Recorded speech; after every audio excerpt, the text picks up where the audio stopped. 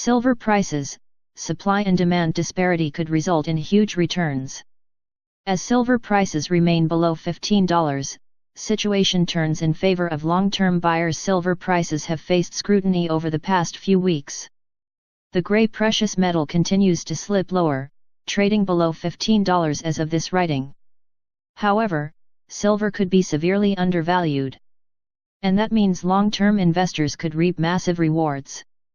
You see, there's a basic problem in the silver market: supply is failing to meet demand.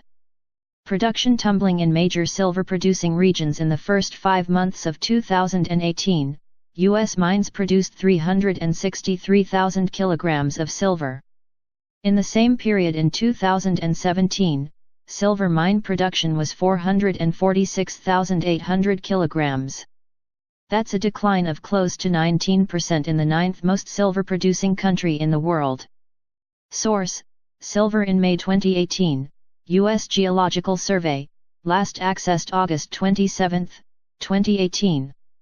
In Canada, silver mine output amassed to 177,866 kilograms in the first 6 months of 2018. In the same period a year ago, mines in Canada produced 199,638 kilograms. So, for our neighbors to the north, 14th in the world for silver production, the decline was close to 11%. Source: Production of Canada's leading minerals for June 2018, Natural Resources Canada, last accessed August 27, 2018. But don't get too fixated on these two countries. No matter where you look, you will see dismal mine production figures. Production could drop further. Production could actually get much worse, based on what mining companies are currently doing. Over the past few years, silver miners have cut back on exploration. Only in 2018 have they started to increase their exploration spending. With silver prices down by about 13%, it would not be shocking to see them cut back on exploration in the next few quarters. Remember that exploration is an investment in future production.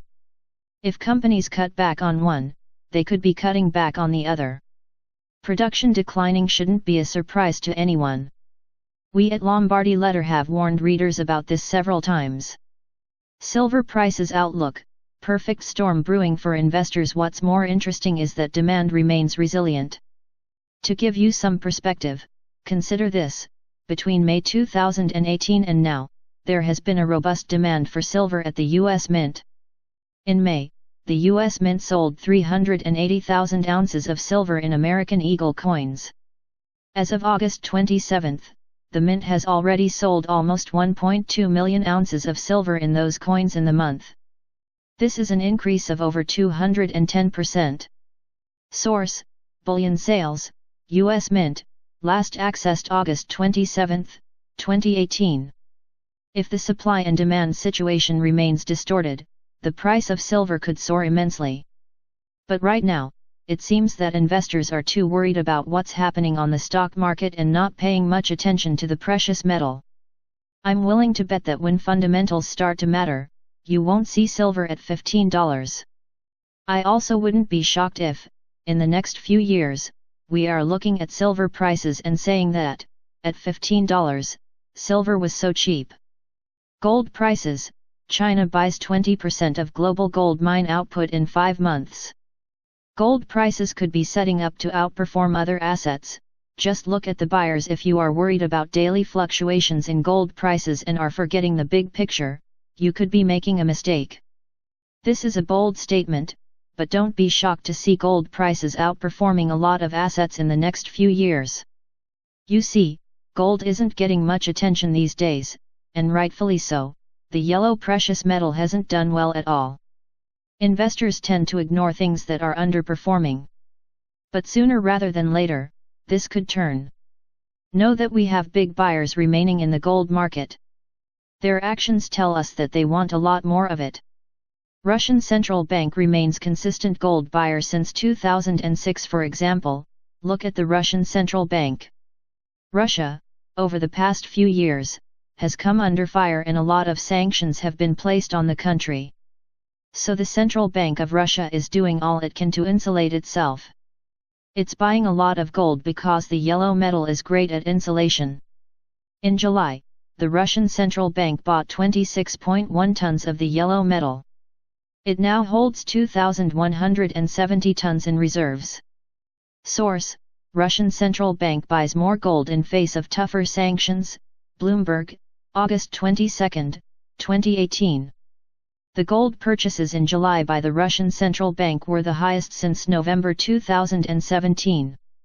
Also, know that since July 2006, the Russian central bank has been a very consistent gold buyer. It is really hard to conceive of the idea that the Russian central bank is done buying gold.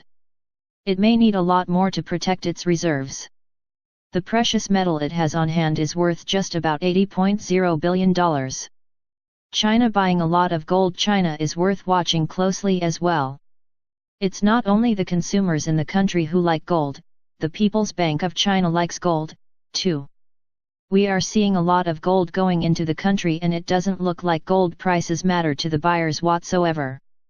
In June, 80.87 tons of the yellow metal were imported into mainland China from Hong Kong. This was the highest amount since March 2017, and 40.3% higher than in the previous month. Source: China's June net gold imports via Hong Kong jumped to 15-month high, Reuters, July 26, 2018. Look at the bigger picture. In the first 5 months of 2018, China imported 604.9 tons of gold from Hong Kong, Australia, Singapore, Switzerland, and the United Kingdom. Putting this 604-ton figure into perspective, the global gold mine output is around 3,000 tons. So, in the first 5 months of 2018, China imported an amount equivalent to 20% of the global gold mine output. Don't ignore the gold miners. Dear reader, I can't stress this enough, the big buyers in the gold market could send gold prices much higher. While the mainstream is focused on which company is going to be the next trillion-dollar giant, I am watching precious metal miners. The recent sell-off in gold prices has made them an even better opportunity. Let me give you an example, and I will end with it. Keep in mind that this is not a buy recommendation.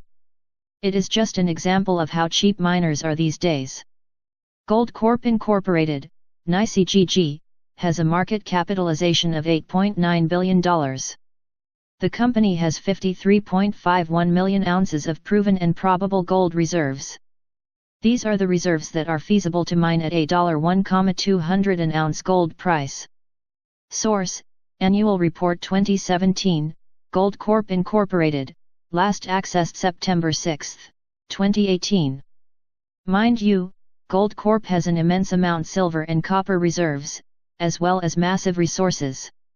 Doing simple math here, at Goldcorp, each ounce of gold reserve in ground is priced at just about $166 an ounce.